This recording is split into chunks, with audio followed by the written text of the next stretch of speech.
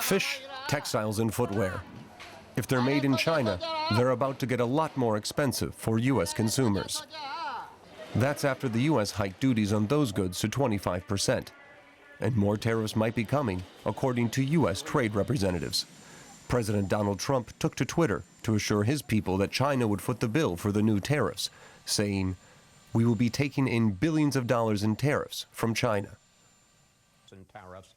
But speaking on U.S. TV, one of Trump's chief economic advisors was forced to admit that U.S. citizens were going to be splitting the bill with Beijing.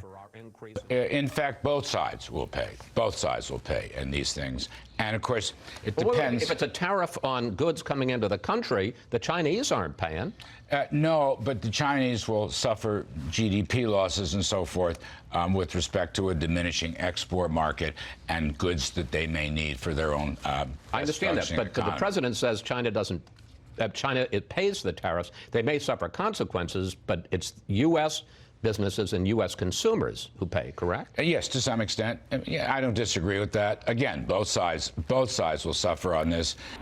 China has said it will retaliate with necessary countermeasures, but so far, it's left observers guessing what that could entail.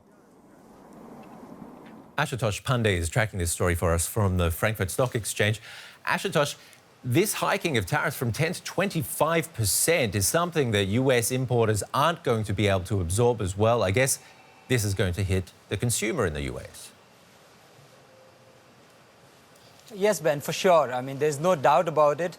The consumers in the US have been shielded from tariff hikes so far because the previous round of tariffs have targeted components which are used by manufacturers, or businesses by and large have actually shielded consumers from actually giving those 10% and taking the brunt of it themselves. But now going forward is going to target consumer goods like shoes, clothes and fish you just mentioned. So it's really going to be tough for consumers as the prices are going to go up. The next round that Trump threatens is all the more consumer goods. For example, I'll give you an example of the auto industry. Now, auto industry imports 10 billion worth of parts from China, and it will be difficult for them to keep bearing the brunt of it alone because, and then somebody will have to bite the 25%, and who will it be? The consumers.